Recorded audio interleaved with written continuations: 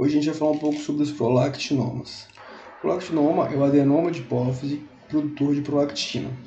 Prolactina que é um hormônio que é secretado pelas células lactotróficas da adenopófise que estão situadas na porção lateral da glândula, representam 20% da celularidade da glândula no total.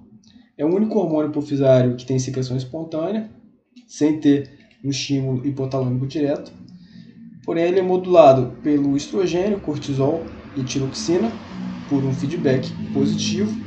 E os hormônios que fazem feedback negativo são a dopamina, fator inibidor da prolactina, que é secretado pelo hipotálamo, e o GABA, a somatostatina e o GNRH. Esses três também têm um efeito inibitório. E efeitos simulatórios, a gente tem o TRH, o VIP, o peptídeo intestinal vasoativo, e a serotonina. Como eu disse, eles são o tipo de tumor do adenoma hipofisário mais comum, tendo a incidência de até 30% deles. Mais comum no sexo feminino e clinicamente ele se manifesta com sintomas de hiperprolactinemia, no sexo feminino com amenorreia, infertilidade, galactorreia, irregularidade do ciclo menstrual, hirsutismo, no sexo masculino com impotência, perda de libido, oligospermia, ginecomastia e galactorreia. E tem também os sintomas compressivos, se tiver extensão do tumor, que vai dar alteração visual, cefaleia e alteração de pares cranianos. Essas alterações visuais são mais comuns no sexo masculino. E a gente tem uma classificação de Hard, escala de Hard, uma classificação radiológica que classifica a célula em 4 graus. Grau 1, a célula está normal. Grau 2, a célula está alargada, porém não tem erosão óssea. Grau 3, tem erosão óssea e a célula pode estar alargada ou não. E o 4 tem erosão difusa das paredes da célula tuba. E tem os estágios que vêm de 0, de A a E. 0 está restrito à célula e de A, B, C, D e E a gente tem no A uma lesão que ocupa a cisterna supracelular, B, que oblitera o recesso do terceiro ventrículo, C, oblitera o terceiro ventrículo, podendo atingir até o forame de Monro, D, vai ter um crescimento lateral paracelular e no estágio E, vai ter uma extensão extradural. A característica do prolactinoma é ser um tumor friável, esbranquiçado e liquefeito, sendo curetada no interior de uma pseudocápsula. Quanto maior for o tumor, maior é o sangramento durante a cirurgia, e esse sangramento diminui quando tira a maior parte do tumor.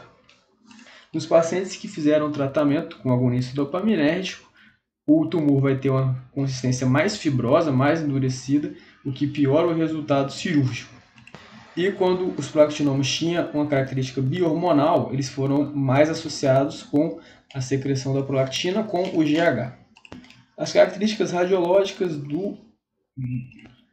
dos macroadenomas na ressonância magnética foi de uma lesão hipoisointensa T1 com impregnação heterogênea pelo gadolínio. E no T2 a gente tem uma lesão iso ou hiperintensa. E as principais alterações vistas juntos, a principal foi a extensão supracelular, pode também ter desvio de haste hipofisária, desnivelamento do assoalho da célula, o alargamento da célula, compressão do quiasma óptico, invasão de seio cavernoso, o acometimento de seio esfenoidal, hemorragias intratumorais e invasão da fossa temporal em até 8% dos casos. Os microadenomas produtores de prolactina e GH eles tendem a ter uma localização mais lateral na hipófise, enquanto os produtores de ACTH eles têm uma posição mais mediana. Isso é explicado devido à topografia das células produtoras desse hormônio na glândula. Outra coisa importante é considerar que o tempo de impregnação pela hipófise é rápido, principalmente nos casos onde a gente tem um microadenoma secretor de corticotropina. Nesses casos, um microadenoma secretor de corticotropina, o ideal é fazer uma sequência rápida depois de fazer a injeção do contraste de até 3 minutos de duração. 3 minutos após a injeção de contraste. Aqui a imagem de um prolactinoma no plano coronal após a administração de gadolinha, e a gente tem a evidência de um nódulo do lado esquerdo em topografia mais lateral. Aqui no Cushing, no plano coronal também, depois de administrar contraste, a gente tem a evidência de um nódulo mais central, mais mediano. E aqui uma acromegalia no plano coronal, após a administração de gadolina, a gente tem um microadenoma na topografia também mais lateral e que causa o desvio da haste da hipófise. O microadenoma ele vai se manifestar na ressonância com a hipointensidade focal arredondada, pode ter localização lateral ou mediana. Em geral, não se impregna com o gadolínio. E existem também achados secundários que tendem a refletir um efeito de massa, que seriam a haste em oposição com a lesão, né, o desvio da haste, a assimetria do assoalho celar e também a assimetria da hipófise. Aqui mostrando mais imagens de prolactinoma. No plano coronal, a gente tem uma imagem T1 que evidencia um nódulo hipointenso que gera discreto abaulamento da borda superior da hipófise e desnivelamento do assoalho celar em correspondência. Aqui um abaulamento e aqui um abaulamento na cela também. No B, a gente vê o plano coronal após o gadolínio, onde a gente tem impregnação da glândula e não tem do adenoma. Na realidade, ele tem uma impregnação parcial, que ele diminui de tamanho, mas fica uma área de hipointensidade no meio da glândula. E aqui mostrando no plano sagital também, sem contraste e com contraste. Nessa situação aqui ele conseguiu impregnar totalmente depois da injeção com contraste junto com a glândula.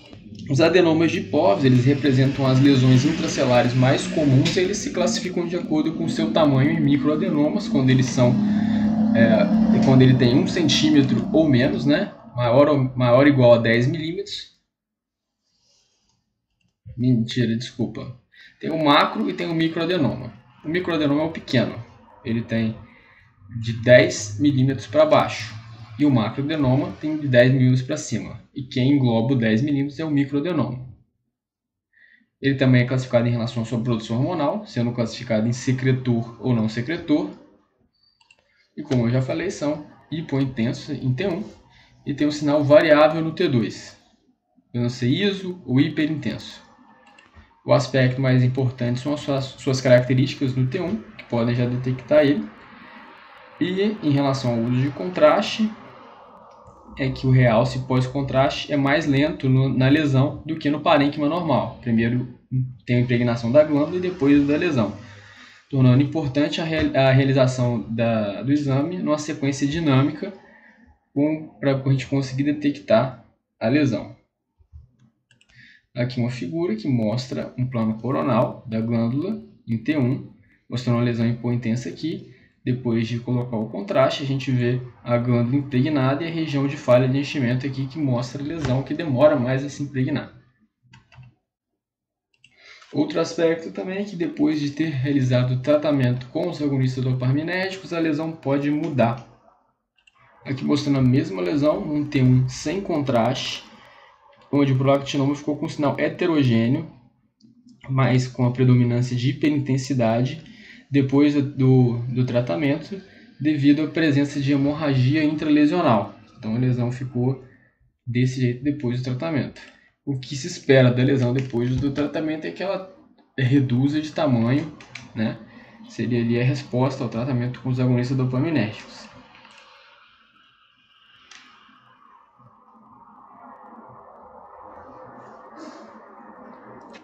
E a lesão, o macroadenoma, às vezes ele pode se estender além dos limites da célula, podendo invadir seio cavernoso, seio esfenoidal, clivos, comprimir o quiasma e envolver a carótida. A gente considera a invasão do seio cavernoso quando pelo menos 2/3 da circunferência do segmento cavernoso da carótida são englobados pela lesão.